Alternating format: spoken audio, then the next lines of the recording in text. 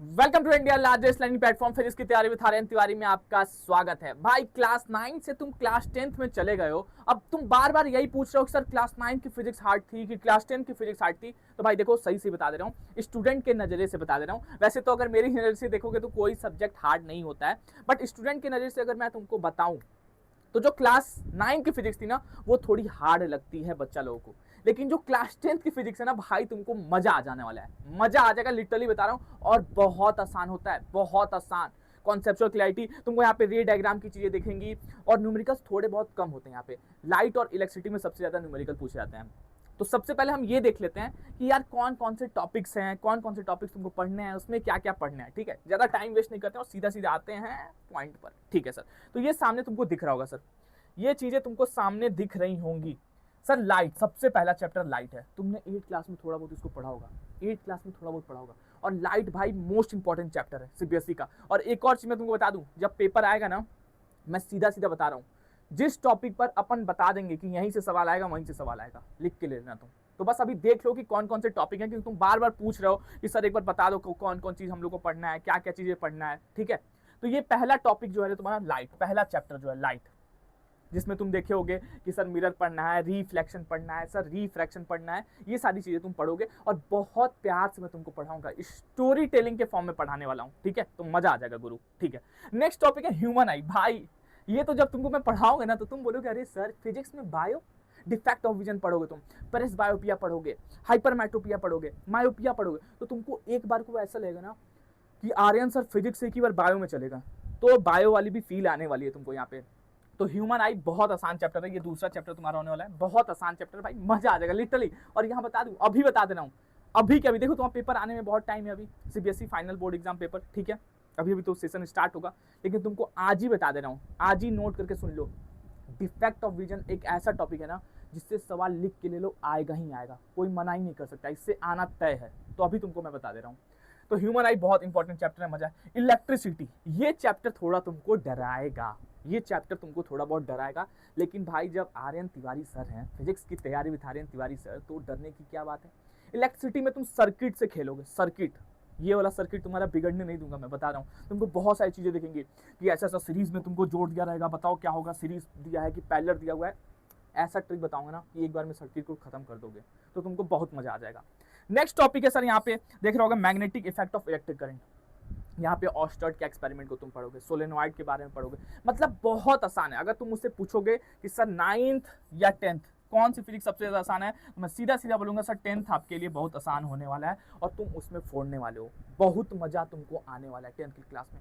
लेकिन कुछ बातें याद रखना जो तुमको मैं अभी बता दे रहा हूँ, कंसिस्टेंसी मेंटेन करके चलना है तुमको। क्या बातें हैं सर, इधर आ जाओ। सर बातें ये है ना कि तुमको कॉन्सेप्ट को समझना पड़ेगा।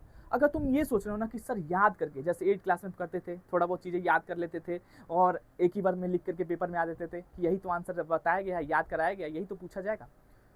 तो हम तुमको बता दे रहे हैं पहले ही कि तुमको कॉन्सेप्ट को समझना है। अगर तुम याद करने जाओगे तुम फंस जाओगे, तो इस बात को मत करना। ये तुमको एक चीज करनी है, तुमको मैं हमेशा जब भी पढ़ाऊंगा ना, तो तुमको मैं न्यूमेरिकल भी दूंगा। जब भी आप मेरा सेशन देखोगे ना, तो लास्ट में एक होमवर्क मैं देता हूँ, वो होमवर्क तुमको सॉल्व करना पड़ेगा, वो न्यूमेरिकल्स तुमको लगाने पड़ेंगे। तुमको जिस टाइम मैं पढ़ाऊंगा ना, तुम बोलोगे आर्यन सर यार क्या पढ़ाते हो सर, मजा आ गया सर, मजा आ गया लिटरली। लेकिन भाई अगर मैं तुमसे वही चीज 1 महीने बाद पूछ दूं ना, तुम भूल जाओगे भाई, तुम भूल जाओगे। क्यों? क्योंकि तुम रिवाइज नहीं करोगे और खुद से तुम न्यूमेरिकल नहीं लगाते हो। खुद से तुम लगाना सीखो भाई, पहली बात। दूसरी चीज तुमको बता दूं कि यहाँ पे डायग्राम और एग्जाम्पल्स तुमको रिलेट करके पढ़नी पड़ेगी। फिजिक्स ऑलरेडी मैं तुमको बोला हूँ कि फिजिक्स को रिलेट करके पढ़ना चाहिए रियल लाइफ से, तब चीजें लंबे समय तक याद होती हैं।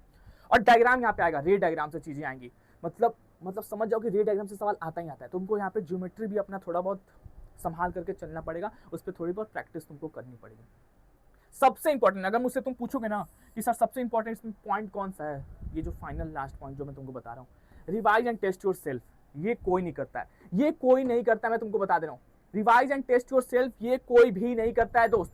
अगर तुम खुद को टेस्ट नहीं करोगे ना, तुम पीछे छूट जाओगे गेम के, गेम से तुम बहुत पीछे चले जाओगे, मैं तुमको बता दे रहा हूँ, बहुत ज्यादा पीछे चले जाओगे। तो सबसे पहले अगर कोई चीज तुम पढ़ रहे हो तो उसको सॉल्व करना पड़ेगा। मैं तुमको अगर कोई होमवर्क दे रहा हूं तो तुमको लगाना पड़ेगा, वरना तुम बहुत पीछे छूट जाओगे दोस्त, मैं तुमको बता दे रहा हूं। Revise and test yourself, खुद से प्रैक्टिस करनी पड़ेगी, वरना तुम गेम से बाहर हो जाओगे। तो एक सैटरडे या संडे तुम फिक्स टाइमिंग रख लो कि जो भी टीचर से तुम पढ़ो ना, जो भी जिससे तुम पढ़ो ना, एक फिक्स टाइम टेबल रख लो कि इस दिन अपन को रिवाइज करना है। इस दिन मैं कोई भी चीज नया नहीं पढ़ूंगा, इस दिन अपन रिवाइज करेंगे, सुन लो, ठीक है। तो ये था भाई पॉइंट, मैं तुम्हारा ज्यादा टाइम नहीं लिया हूं। एक इंपॉर्टेंट चीज मैं तुमको जाते थे बता देना चाहता हूं, पूरे अनअकैडमी सब्सक्रिप्शन पे 60% ऑफ चल रहा है। पूरे अनअकैडमी सब्सक्रिप्शन पे 60% ऑफ चल रहा है, ठीक है। तो आप मेरा कोड लगा सकते हो ART10, ART10। अब मैं तुमको एक चीज बता दूं, देखो तुम कोर्स तो लोगे मुझे पता है, लेकिन तुम लेते हो लास्ट मोमेंट पे जब तुमको डर लगता है।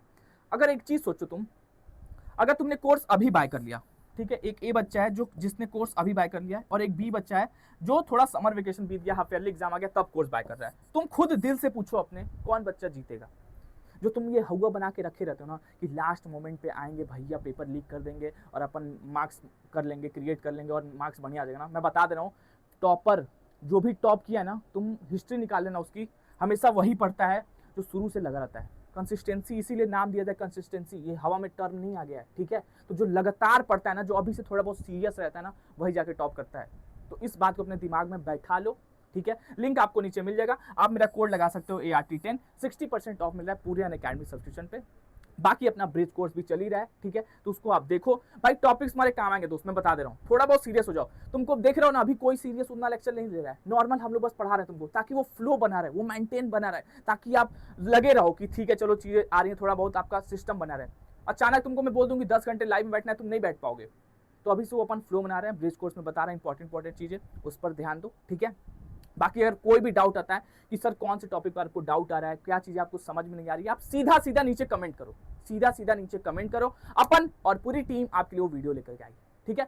तो थैंक यू सो मच, मिलते हैं नेक्स्ट क्लास में, तब तक के लिए bye, take care, see you.